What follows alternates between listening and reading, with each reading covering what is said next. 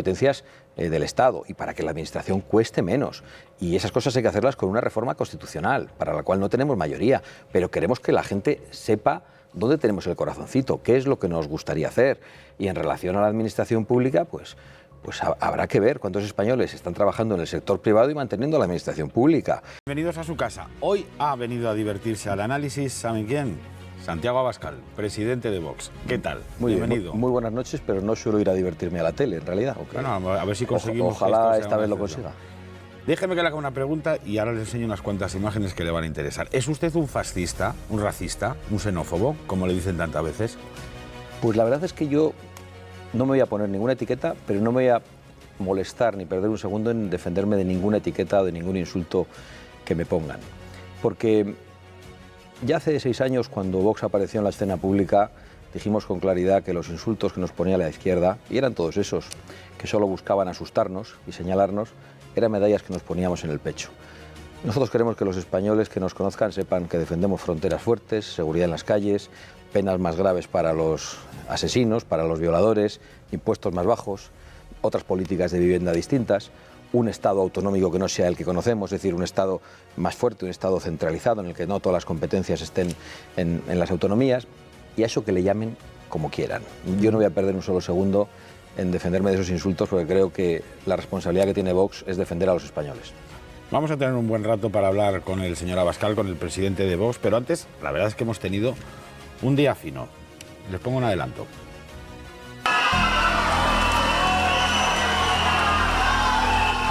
Para usted, todo es un juego de trileros. Que imputan a su mujer, Milei. Que encausan a su hermano, Trump. Que su número 2 siga en la cárcel, Eurovisión. Además de centro de negocios, el Palacio de la Moncloa era un centro de acogida para el hermanísimo. Vaya cara. ¿Por qué se empeñan ustedes en manchar el nombre de personas honestas? ¿Por qué? Ustedes que tienen un pie en la moqueta y otro en la barricada, lo único que les queda es ir calentando la calle. Dejen de insultar. Tampoco le importan los niños gazatíes, los usa como escudos electorales. Nosotros decidimos gobernar. Usted pactaría hasta con el señor Netanyahu. Este gobierno, señoría, garantiza la estabilidad. La pregunta és, senyor Sánchez, creu que vostè podrà seguir governant? Moltes gràcies.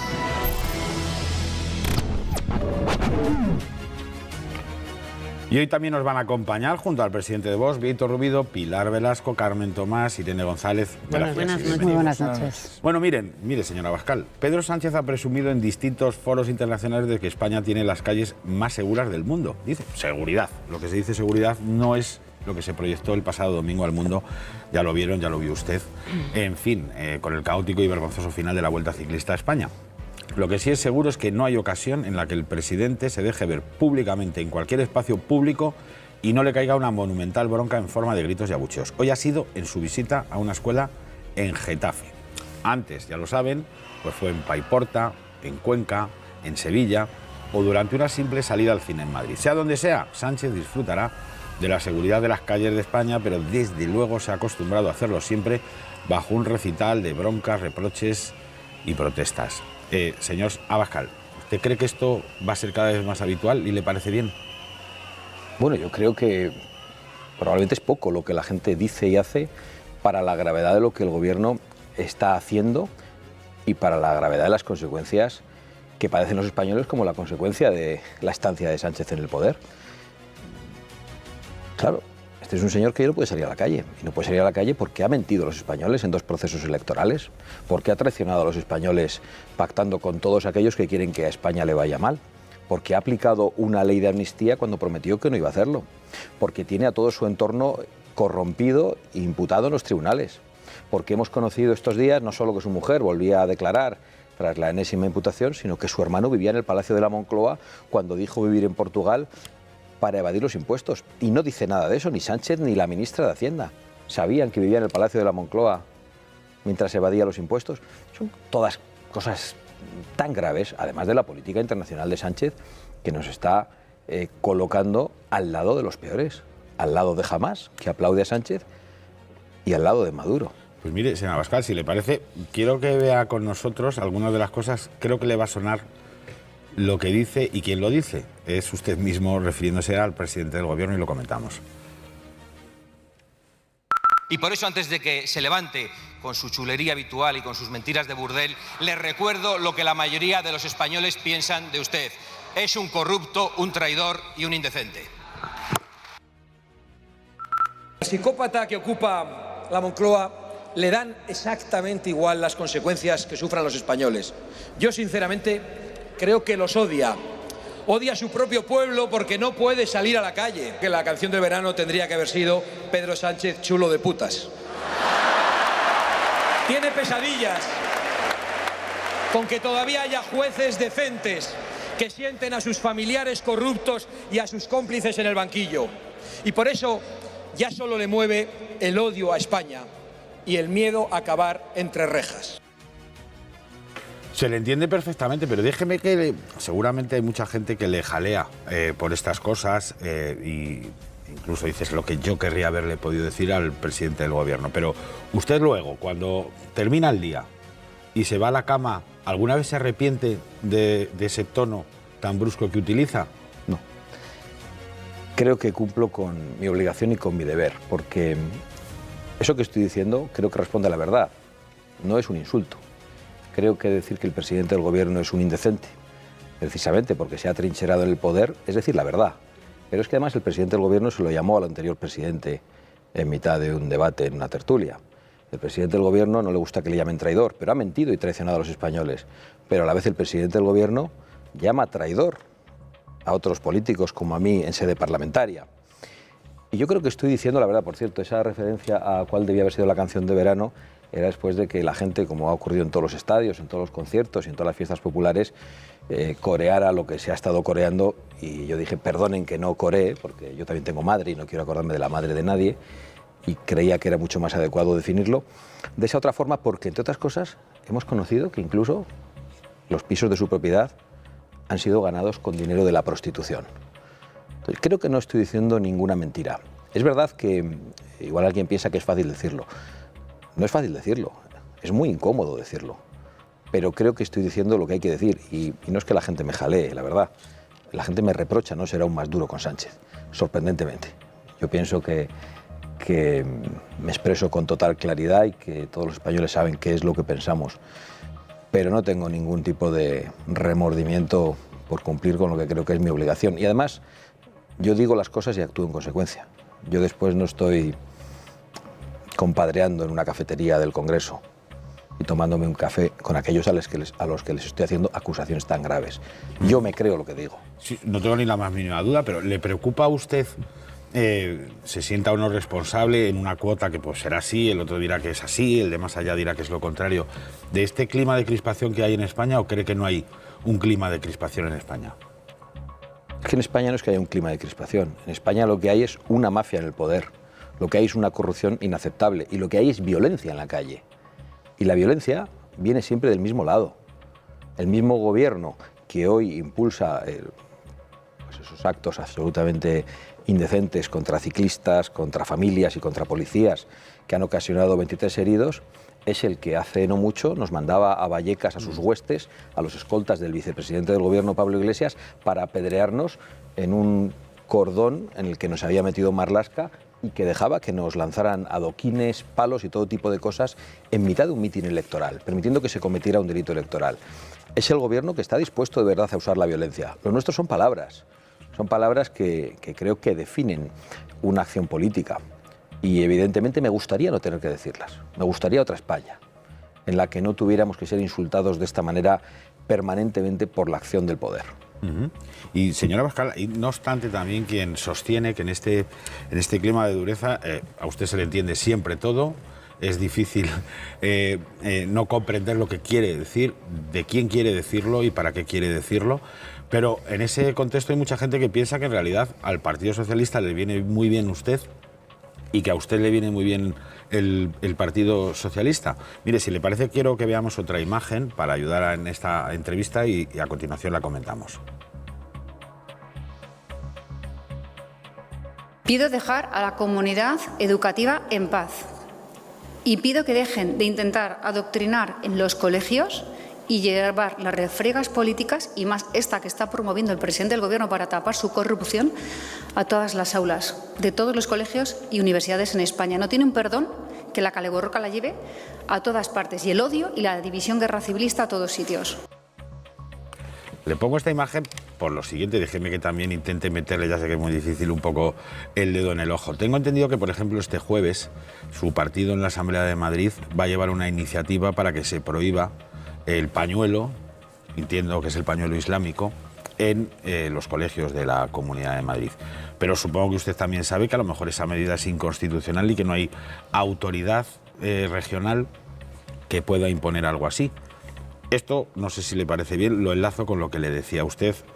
Se mete con Ayuso, hace muy bien, se mete con el PP, hace muy bien, pero al final es el Partido Socialista el que quizá explote mejor ese relato, convirtiéndoles a ustedes en una fuerza muy creciente. Hay dos preguntas. Sí. Una, la que tiene que ver con la libertad religiosa y con el uso de símbolos islámicos que sirven para someter a la mujer, y la otra pregunta es si nuestra confrontación con el Partido Popular está beneficiando al Partido Socialista. No parece.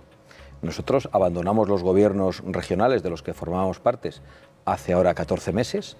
Veníamos de unas elecciones generales en las que algunas encuestas falsas confundieron a la opinión pública y a algunos partidos, en las que no se sumó una mayoría absoluta entre el Partido Popular y Vox, a saber luego con quién habría pactado el Partido Popular, porque el señor Feijóo, durante esa campaña electoral, le ofreció pactos permanentemente al Partido Socialista, no a Vox. Es más, decía que no iba a gobernar con Vox, que no iba a pactar con Vox, e incluso se atrevió a dirigirse a los votantes de Podemos diciéndoles que si no querían que Vox estuviera en el gobierno, le votaran a él. Esa fue la campaña electoral del Partido Popular. Después de eso llegaron una serie de sucesos políticos en los que el Partido Popular nos obligó a salir de los gobiernos porque nos mintieron con el reparto de menas por todo el territorio nacional y asumieron la política migratoria del Partido Socialista como han hecho en Europa. Y nosotros hicimos una cosa que no ha hecho ningún partido político en España, que es abandonar el poder al año de haber llegado a él, en 6 regiones. Bueno, hoy las encuestas, después de todo eso, indican que hay una clara mayoría que echaría al Partido Socialista del poder y a todos sus socios. Es decir, el hecho de que nosotros hayamos dicho la verdad, hayamos denunciado los pactos del Partido Popular con el Partido Socialista en las instituciones españolas, en los tribunales, en el Tribunal Constitucional, en el reparto de comisiones parlamentarias y en Bruselas respecto a las políticas migratorias y a las políticas verdes, ha hecho que hoy esa suma, que algunos creen que es la solución, llegue prácticamente a los 200 diputados y que incluso la supere.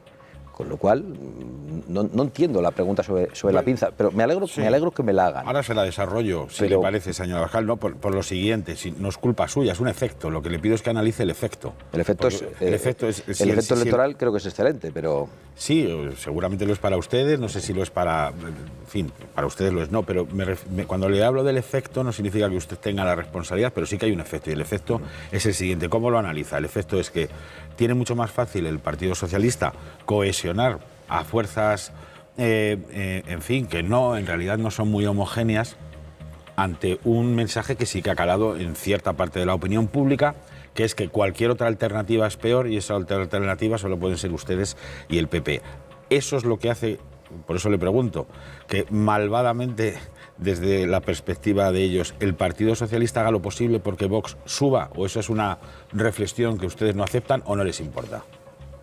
No nos importa, además el Partido Socialista no sube, sino que baja, y en estos momentos, según todas las encuestas, parece que lo único que crece es Vox.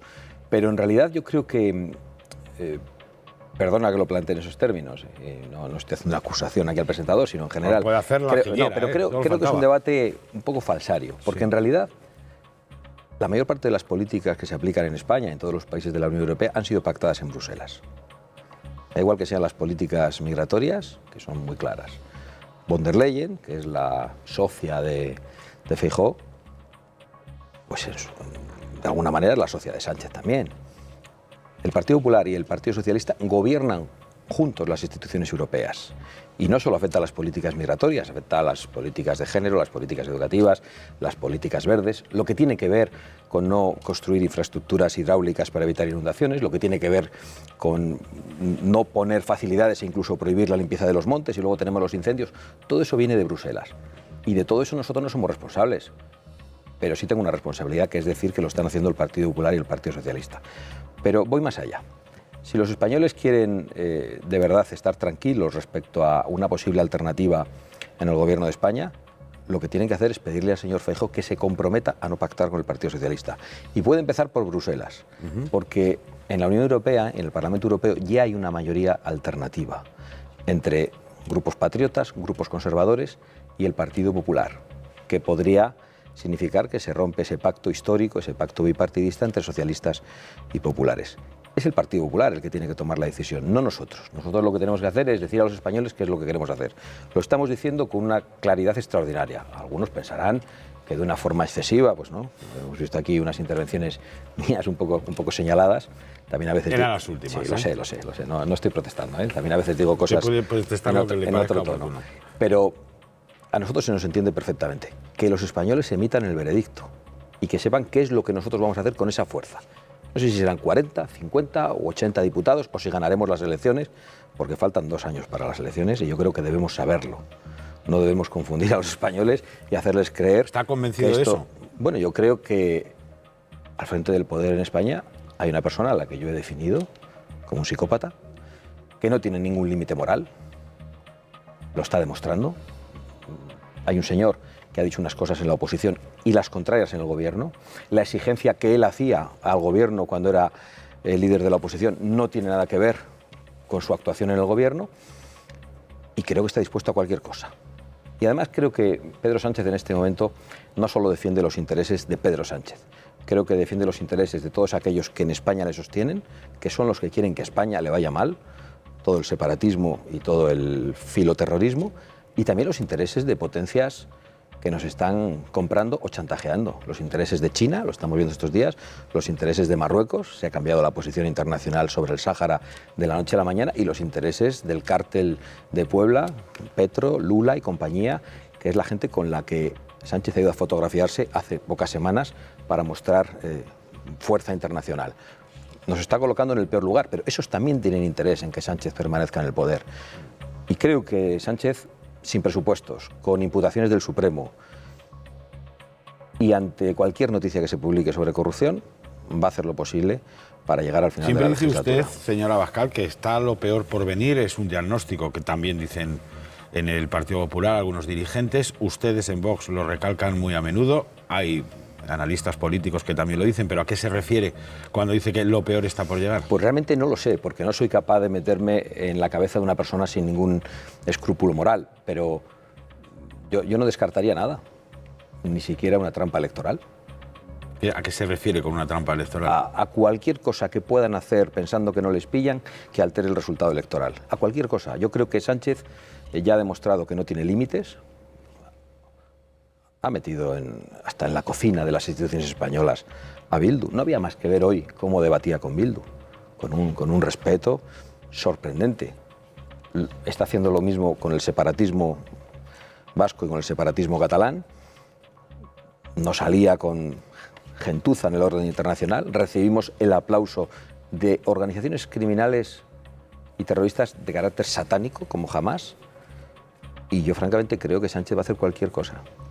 Era increíble hace solo unos años pensar que íbamos a tener un presidente del gobierno que llegara hasta aquí. Pero de alguna forma es lo que la izquierda viene haciendo desde Zapatero. Zapatero empezó tomando algunas medidas y parecía que no podía ir a más. Y cada 6 meses doblaba la apuesta. Cuando Zapatero se fue y llegó Sánchez, probablemente no pensamos que Sánchez podía ser peor que Zapatero. Lo logró. Y Sánchez, en esta segunda legislatura, es peor que el Sánchez de la primera legislatura. Y creo que cada día que pasa está dispuesto a hacer algo peor. Ha hablado usted de Europa, de líderes internacionales, de problemas internacionales. También anda por allí Donald Trump, entre otros líderes. En fin, ya sé que le voy a contar a usted de la guerra de los aranceles. ¿Qué le voy a contar de los reproches que se han hecho ustedes por posicionarse, a juicio de algunos, demasiado cerca de Estados Unidos y por tanto alejado de intereses económicos nacionales y también de sectores como agrícolas? Y en ese ámbito internacional también quiero que veamos una imagen que le proyecta a usted y proyecta a una de sus, no diría ya socias, pero sí amigas, Giorgia Meloni, la primera ministra de Italia. Es que quiero hacer una pregunta al respecto, no sé si tenemos por ahí ese momento. Nosotros tenemos claro que solo existe una alternativa que salvaguarde lo que somos y la paz de nuestras calles. La deportación masiva de inmigrantes no integrados. Aquellos en situación de absoluta ilegalidad y también los regularizados que delinquen, así como los que militan en esa yihad que quiere imponer sus costumbres a las nuestras. Bueno, ha salido fea Giorgia Meloni en este vídeo. Sí, bueno, sí. La verdad es que la mejor a usted, ¿eh? Y usted tiene bastante éxito, ¿eh? Sí. No, vamos a escucharla ahora y creo que a usted también. Esta imagen que acaban de ver era de la presencia virtual del señor Abascal en una manifestación en Londres de este fin de semana. Hablaremos ahora de inmigración también, pero me interesa mucho esa escena porque quiero meterle también un poco el dedo en el ojo con los asuntos internacionales, que usted habla mucho de von der Leyen y de Europa, pero a lo mejor le gusta menos hablar de Trump. Vamos a ver estas imágenes. No nos vamos a ir, ni de nuestros barrios, ni de nuestra patria, ni vamos a aceptar que proclamen el califato de Bruselas y que pretendan imponernos desde allí lo que nuestros pueblos rechazan y han rechazado a lo largo de su historia, a lo largo de nuestra larga historia. La unidad de Occidente es fundamental. El mundo necesita a Occidente y Occidente necesita a Europa. Una Europa capaz de asumir plenamente sus responsabilidades también en materia de defensa y de ser un actor influyente en otros escenarios de crisis. A ver, señora Abascal, no me dirá que Giorgia Meloni es una peligrosa colaboracionista con la socialdemocracia azul y con la socialdemocracia roja, ¿no? Es que me ha llamado mucho la atención el contraste entre usted hablando del califato de Bruselas y uno de sus referentes, aunque ya no formen parte de la misma familia en el Europarlamento, sé que lo es político y personalmente para usted, hablando de la necesidad de Europa. ¿No alimentan ustedes a veces determinados fantasmas que si se rasca luego debajo en su propio aspecto o ámbito ideológico, hay líderes que cuando llegan a gobernar se les pasa? Yo creo que no hay ninguna contradicción, porque precisamente cuando nosotros criticamos el califato de Bruselas, estamos defendiendo la necesidad de Europa. Y Europa va por muy mal camino. Europa va por un camino que está destruyendo la identidad de Europa, la soberanía de las naciones de Europa, que está destruyendo la seguridad en las calles, y eso es a lo que nosotros nos referimos, y que está terminando con la libertad de la mujer. Pero de todas formas, y yo aquí no he encontrado ninguna contradicción, yo no pienso igual que todos mis aliados. Precisamente el gran logro de Vox es que es capaz de hacer política internacional sin compartir absolutamente todas las decisiones que toma un aliado, pero sabiendo que lo hace defendiendo sus intereses nacionales. Cuando Giorgia Meloni toma decisiones en el marco de la Unión Europea, lo hace defendiendo los intereses de Italia. Cuando Donald Trump anuncia aranceles, que a mí no me gustan, a pesar de que todos los medios hayan mentido sistemáticamente sobre ello, lo hace defendiendo lo que él cree que son los intereses norteamericanos. Entre los líderes patriotas nos entendemos y nos comprendemos. Y por eso nuestra alianza... ¿Pero le parecen mal los aranceles de Trump? Yo no deseo los aranceles de Trump. Yo puedo comprender que alguien quiera poner aranceles, que quiera hacerlo, que crea que eso es mejor, pero yo no los deseo para España. Y si yo estuviera en el gobierno estaría peleando para impedir esos aranceles. ¿Y cómo pelearía? De la manera contraria a Sánchez y al Partido Popular. En vez de tener un acuerdo de colaboración con el Partido Comunista Chino, como tiene el Partido Popular, acuerdo aún no roto, y en vez de irme a China a vender España, como ha hecho Sánchez recientemente, a dejarnos en manos de Huawei y poner absolutamente toda nuestra inteligencia y nuestros datos al acceso de una dictadura comunista, pues yo haría lo contrario, intentaría estar en Occidente, como ha dicho Giorgia Meloni, e intentaría, si es posible, ponerle los aranceles a China, por ejemplo. Hay muchas cosas que se pueden hacer, pero yo entiendo que planteéis esas contradicciones, que digáis, este líder dice una cosa distinta, pero bueno, estaban con nosotros este fin de semana. Sí, sí. Porque de la misma manera que yo comprendo esos discursos diferentes, ellos también comprenden que nuestra posición es diferente, porque entre los patriotas nos respetamos y nos comprendemos. Quien no puede comprender a un político que defiende intereses nacionales y soberanos, pues es otro político que en realidad recibe órdenes o instrucciones desde Bruselas. Por otro lado, Giorgia Meloni es un ejemplo, porque ha logrado lo que creemos que habría que hacer en Europa, y es un gobierno de coalición de 3 partidos que a su vez forman parte de 3 grupos en el Parlamento Europeo, de conservadores y reformistas, del que forma parte Giorgia Meloni, que era en el que nosotros estábamos antes, del grupo de patriotas, que es del que formamos parte ahora y que yo presido, y del Partido Popular de Italia, que es Forza Italia. Y esa mayoría que Giorgia Meloni tiene en Italia ya es una mayoría parlamentaria en el Parlamento Europeo. Y yo quiero que los españoles sepan, y quienes nos están escuchando sepan, porque es muy importante, que si esa mayoría no se pone en marcha es únicamente porque el Partido Popular no quiere. Porque es perfectamente factible. De hecho, en alguna ocasión ya se ha votado en relación a Venezuela conjuntamente, y solo los socialistas y la extrema izquierda y otros se han quedado fuera de esa votación. Se ha llamado la mayoría Venezuela. Esa mayoría ya podría gobernar la Unión Europea. Ya podría haber otras personas al frente del gobierno de la Unión Europea.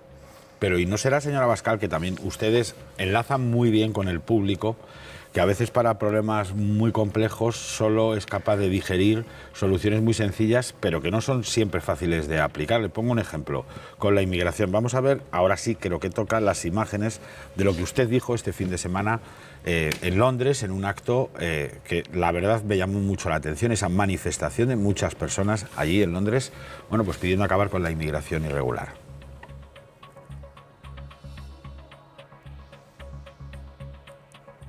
Nosotros tenemos claro que solo existe una alternativa que salvaguarde lo que somos y la paz de nuestras calles. La deportación masiva de inmigrantes no integrados. Aquellos en situación de absoluta ilegalidad y también los regularizados que delinquen, así como los que militan en esa yihad que quiere imponer sus costumbres a las nuestras. Mire, yo que estoy bastante de acuerdo en eso, me llama la atención cómo usted le niega a casi nadie que esté también en esa misma línea. Y le pongo el ejemplo, lo que le recordaba antes. Debate en la Asamblea de Madrid, parece que son ustedes los únicos que están dispuestos a proteger a la mujer. Debate sobre la inmigración y los menas, parece que son ustedes los únicos que están en la línea de frenar esa inmigración irregular. ¿Cuánto hay de postureo electoral en arrogarse esas banderas y cuánto hay de verdad de percepción de que es imposible trazar o trabar mayorías con otros partidos? Yo creo que en levantar esas banderas, sin afirmar lo que afirmamos sobre lo que queremos y sobre lo que hacen otros partidos, hay una verdad absoluta. Porque que una líder regional en Madrid diga en algunas ocasiones un discurso parecido a Vox, no puede hacernos olvidar que forma parte de un proyecto nacional, que es el del Partido Popular, que hace otras cosas, y que forma parte de un proyecto europeo, que es el del Partido Popular Europeo, que hace exactamente las contrarias. El problema es que el Partido Popular va cambiando permanentemente de mensaje en relación a esto y lo hace únicamente por Vox, no por convicción. Pero nosotros no estamos ofreciendo respuestas sencillas a problemas difíciles.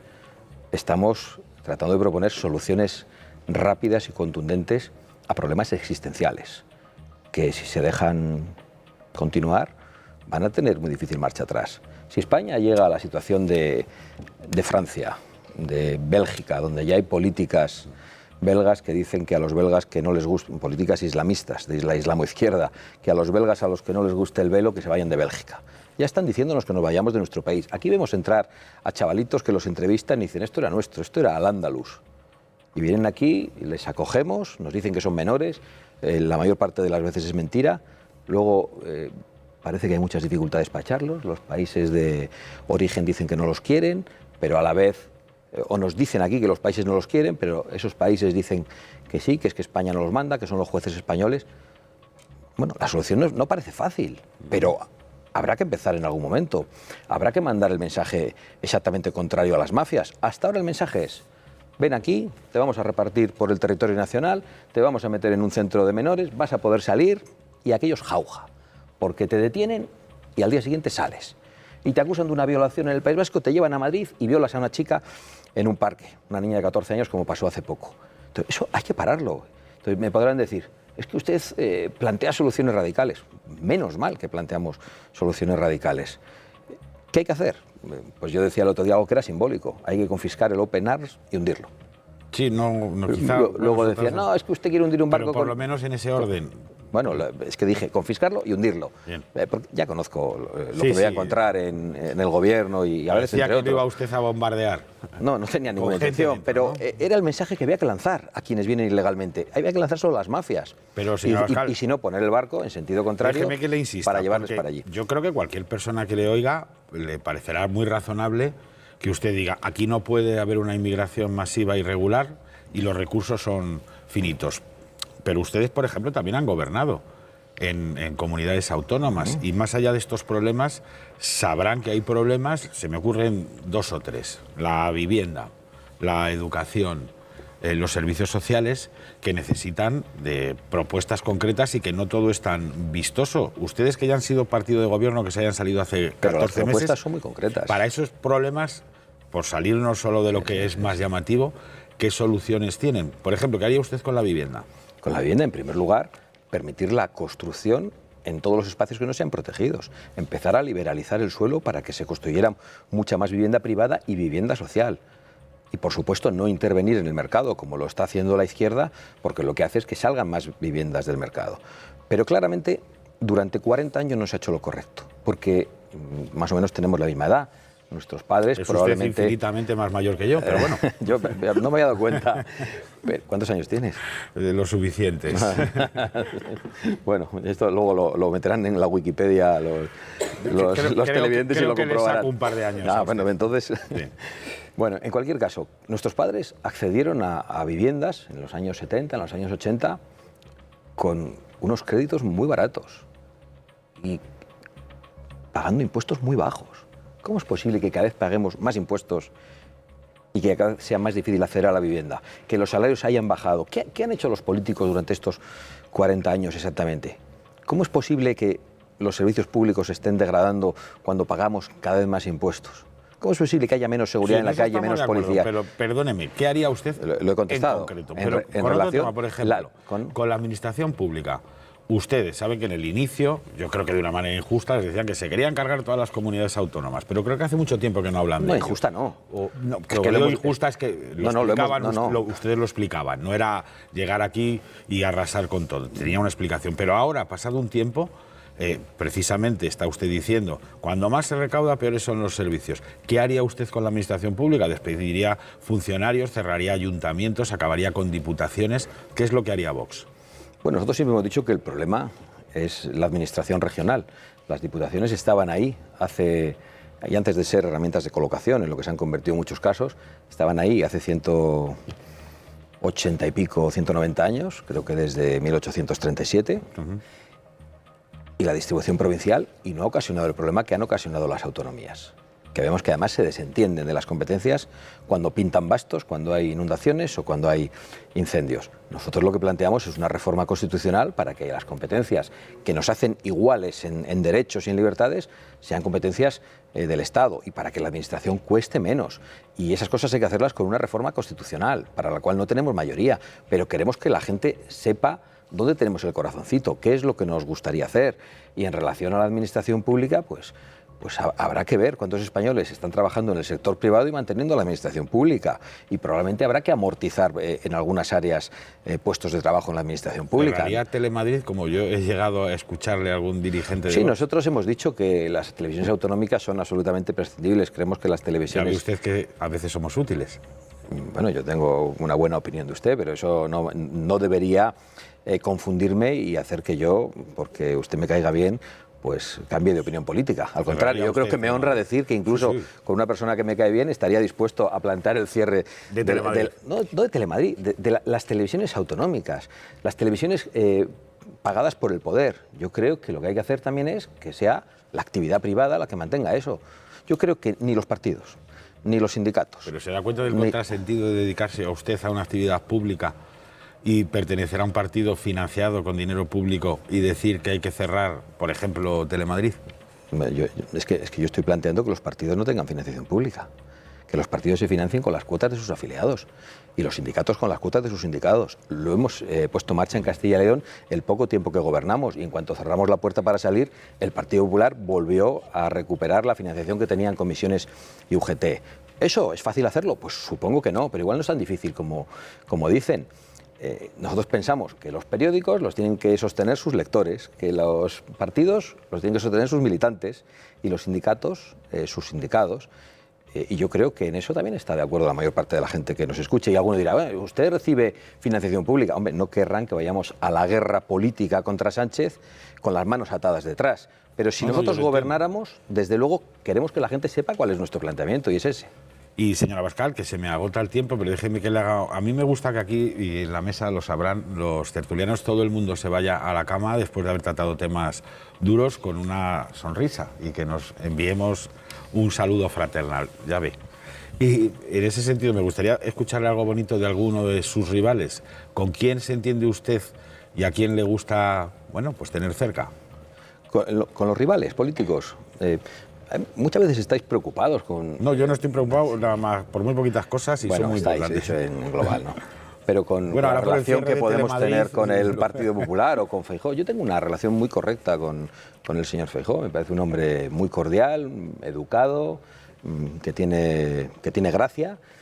Hoy mismo nos hemos cruzado y hemos intercambiado unas bromas, pero tenemos una gran discrepancia política. Eso no significa que no nos podamos poner de acuerdo, pero yo creo que él se va a poner de acuerdo con el Partido Socialista, porque lo ha expresado permanentemente. Y no significa que yo deteste a alguien que va a ponerse de acuerdo con el Partido Socialista. Me parece muy mal. Creo que debe decírselo a los españoles, que no debe engañarlos. Pero no tengo una opinión negativa del señor Feijóo. Bien, qué bien. Pues señora Abascal, presidente de Vox, gracias por atendernos en Telemadrid. No sé cuánto tardará en volver, pero espero que siga abierta. Bueno, si no, pues ¿qué le vamos a hacer? Nos encontraremos en cualquier otro sitio. Cuando quieran y en todo caso podrá comprobar que no he eludido ninguna de las cuestiones. Por supuesto. Y que además no he dicho nada que no haya dicho en otras ocasiones. Pues muy amable, presidente de Vox, gracias por estar aquí en Telemadrid. Gracias. Hasta otra, hasta pronto. Bueno, Vieito, te voy a pedir...